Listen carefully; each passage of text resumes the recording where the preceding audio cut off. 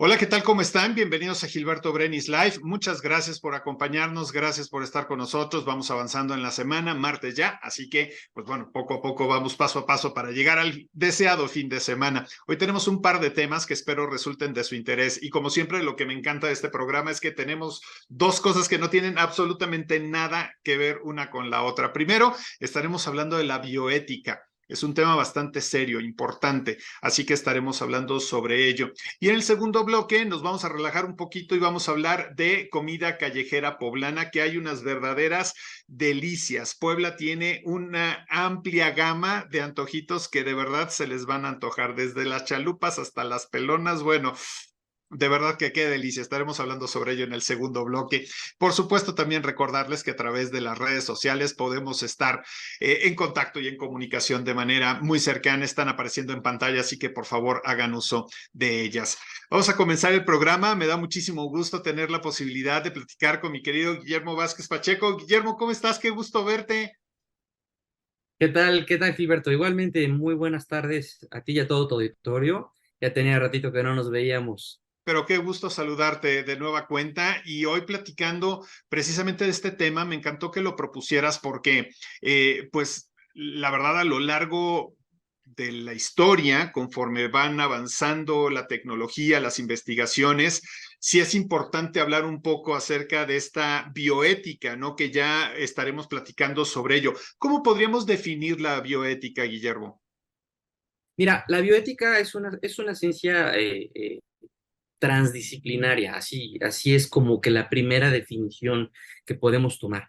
Aquí hay que recordar, bueno, perdón que haga este recordatorio, yo soy angiólogo, soy cirujano vascular, ya hemos tenido varias entrevistas con respecto a eso que es mi especialidad, pero ahora lo que pasa es que estoy adentrando en este tema de la bioética de manera seria. De hecho, estoy haciendo un doctorado en bioética ya, y es un tema extremadamente apasionante. Ahora, regresando a la definición. La definición es una transdisciplina, es decir, es una ciencia que no toma parte de una o sola o dos o tres cositas, sino que es forma y toma de aquí, de allá, de donde sea. De hecho, ayer platicaba con uno de mis maestros y me decía, es que precisamente, justamente no nos han podido, porque han querido encasillarnos ni en educación ni en salud, porque no somos realmente parte de ninguna de las dos específicamente. ¿A qué voy con esto y a qué voy con todo lo que te digo?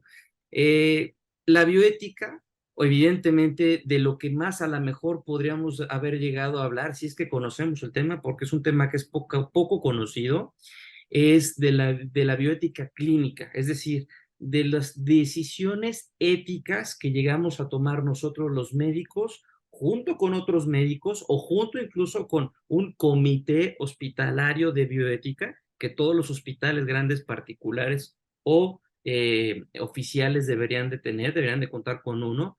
Y ahorita, si nos da tiempo, les explico un poquito cómo se debe conformar este comité.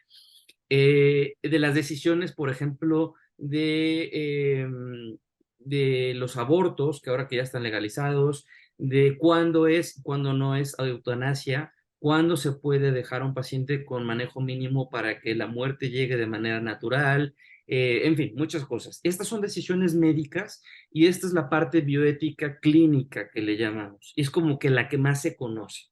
Pero bioética no nada más es eso. Bioética es prácticamente todo lo que está alrededor de nosotros. Hace poco tuve la fortuna de que me invitaran a un programa de radio y platicaba yo con estas personas, con los locutores. Bioética, por ejemplo, una de las cosas y más importantes de lo que se agarra, por así decirlo, se toma, es de la biojurídica. ¿Qué es esto de la biojurídica? Pues precisamente todo el acto legal que está alrededor de la bioética, ¿no? Porque debe haber una legislación y debe haber algo que nos sustente nuestras decisiones, tanto nosotros como médicos, como los veterinarios, porque también hay una bioética animal, recordando cierto zoológico famoso que tenemos aquí en la ciudad. Ellos deben de llevar un protocolo muy, muy, muy estricto en cuanto a todo lo que se hace con los animales que tienen en cautiverio. Hay otra parte de bioética que, por ejemplo, se dedica a la experimentación, ¿sí? tanto en animales como en seres humanos, ¿sí? Hay otra parte de bioética que es ya más allá, por ejemplo, que es como muy de ciencia ficción y futurística, y es lo que es el transhumanismo y posthumanismo, que es esto de las prótesis, que es esto de los chips, del Neuralink que nos quiere poner Elon Musk y todo esto. Todo esto engloba la bioética. Entonces, definir la bioética en un solo enunciado es un poco diferente, es un poco difícil, perdón, pero lo podemos definir como una transdisciplina que es la que nos va a ayudar, la que nos va a llevar de la mano mediante valores, mediante ética, a tomar las decisiones en todos estos ámbitos que, que tenemos con respecto a la vida, incluyendo el medio ambiente, el calentamiento global y este tema tan difícil y reciente que tenemos, por ejemplo, del huracán de Acapulco, ¿no? Esto también tiene que ver con bioética. Es Y es, decir, todo respiramos, vivimos bioética. Y es justamente lo que te iba a decir, pues porque la gran mayoría de situaciones que en un momento dado podemos vivir siempre son el resultado de una decisión, ¿no? Y una decisión en la que se tuvo que pensar entre sí, entre sí no. ¿No? A final de Exacto. cuentas. O el hecho de decir, por ejemplo, ¿por qué están tan fuertes en este momento los huracanes? Bueno, es por el calentamiento global. ¿Qué está pasando por el calentamiento global? La manera en la que estamos viviendo, la basura que estamos tirando, los autos que estamos usando. O sea, todo va englobado en decisiones que se toman, ya sea nosotros de manera independiente o el colectivo, ¿no? Nuestros gobiernos, nuestras ciudades. Y al final, a mí me llamó mucho la atención cuando estaba buscando las imágenes precisamente para ilustrar esta entrevista.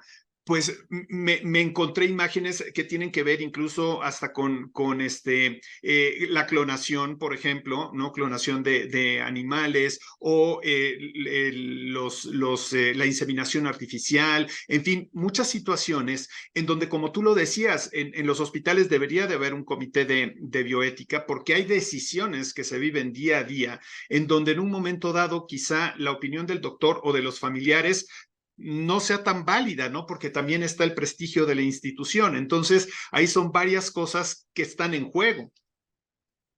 Sí, es correcto. Mira, hablando, por ejemplo, de estos comités hospitalarios, fíjate lo curioso. Un comité hospitalario de bioética debe estar conformado, para empezar, debe estar solicitado a una institución que se llama Comisión Nacional de Bioética, que es la Conbioética, que es una institución mexicana que nos rige a todos los mexicanos para cuestiones de bioética en cualquier ámbito, ¿sí? Hablando de industrias, hablando de hospitales, hablando de medio ambiente, hablando de lo que sea. Para eso está la conbioética. Entonces, si yo tengo un hospital, repito, ya sea oficial o privado, y quiero formar o necesito formar un comité hospitalario de bioética, necesito primero solicitarlo y decir, a ver, estamos fulano, sutano y mengano interesados en formar el comité de bioética.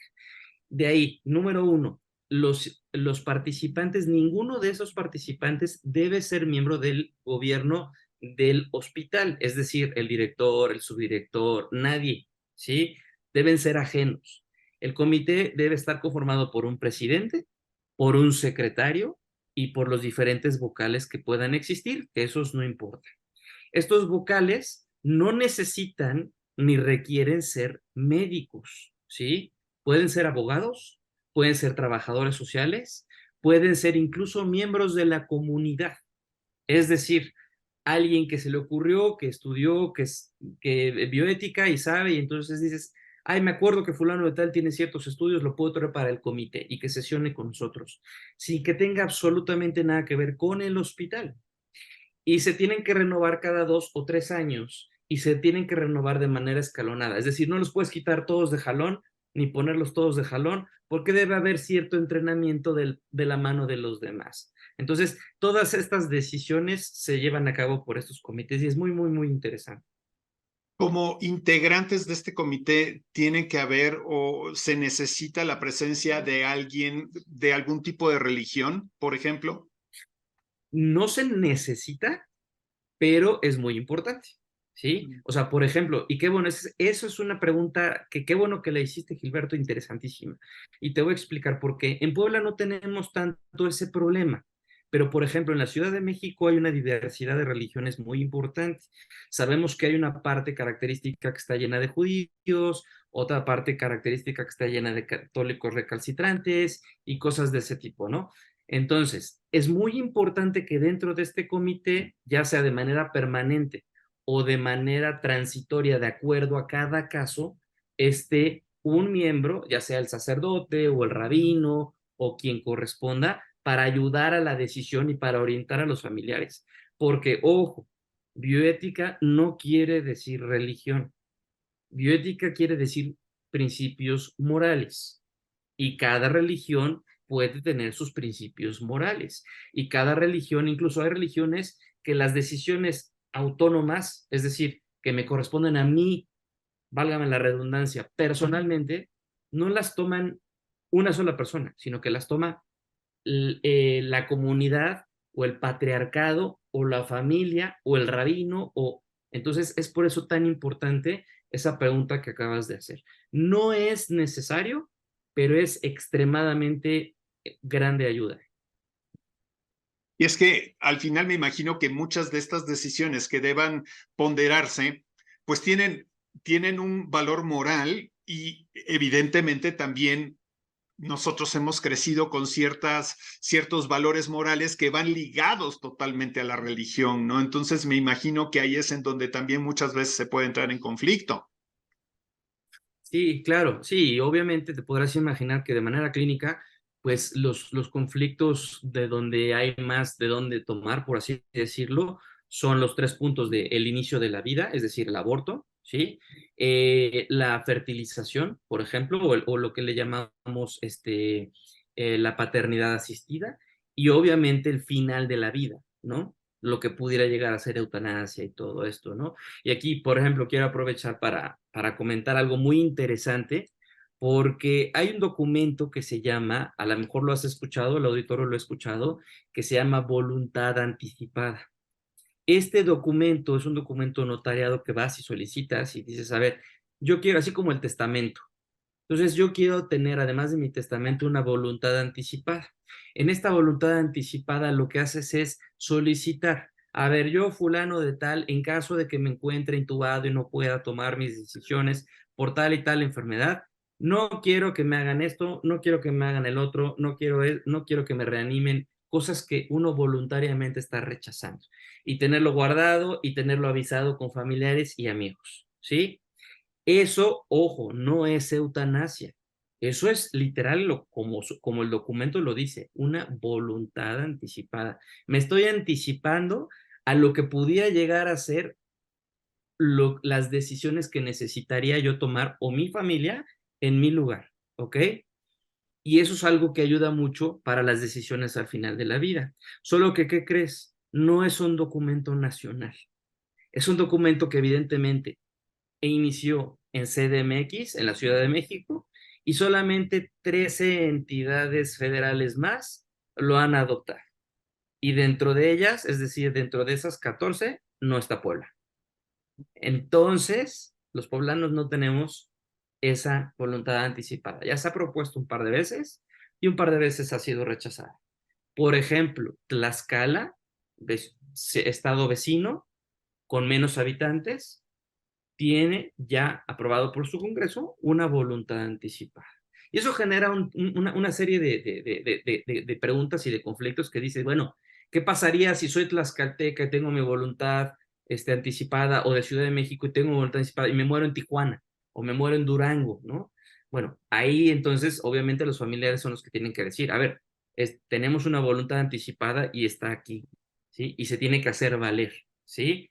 El problema es viceversa, ¿no? O sea, si tú eres de un país, de una entidad federal donde no existe la voluntad anticipada, pues tú puedes morir o estar grave en cualquier lugar y los médicos pueden hacer lo que ellos consideren junto con un comité de bioética y otros familiares, ¿no? Y es súper, súper importante que se vuelva a proponer esto en el Congreso del Estado. Caray, Guillermo, pues ya se nos terminó el tiempo y creo que nada más como que rascamos la parte superior del tema. Te invito para ver si podemos, a lo mejor en un mes volver a platicar o seguir platicando sobre este tema, si te parece, porque creo que quedan muchas cosas también que ir avanzando y que ir conociendo sobre la bioética. Pero bueno, si quisiéramos estar en contacto contigo, Guillermo, ¿en dónde podemos encontrarte? Bueno, en mis consultorios tengo uno en un hospital privado y tengo otro en Hospital de Especialidades SMA, que es la 14 Sur 4301, o en el WhatsApp, que es el 22 23 10 7155. Perfecto, Para Guillermo. consultas de angiología también estoy disponible, ¿de Eso acuerdo? eso es Y, importante.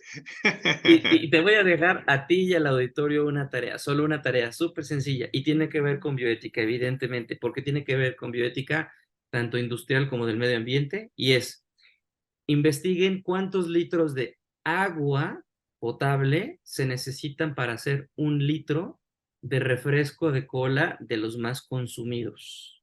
No voy a decir marcas porque pues, no se trata de eso, pero ¿cuántos? Porque uno pensaría que pues 1 litro de agua es 1 litro del refresco, ¿no? Pues no, hay que investigar cuántos son. Muy bien, pues ya hasta tarea nos dejaste. Oye, muy bien, me parece perfecto. Y bueno, ya antes de despedirnos, en el siguiente bloque voy a estar platicando de la comida callejera poblana y vi que cuando lo anuncié, bueno, hasta saliva tragaste, mi querido Guillermo. Cuál es tu antojito poblano favorito? Mira, hace años que no como así antojitos en la calle, pero la verdad es que los de la calle, los que más me gustan son los molotes. Sí, en eso coincido contigo, son buenísimos, así que ahí estamos igual. De Tinga Huitlacoche, ¡ah, qué delicia! No, hombre. Así es, Guillermo, un gusto así es. verte. Un abrazo. Igualmente, igualmente, Gilberto. Muchas gracias por la invitación y gracias a todo el auditorio. Hacemos una pausa, en unos segunditos estaremos hablando precisamente de los antojitos poblanos.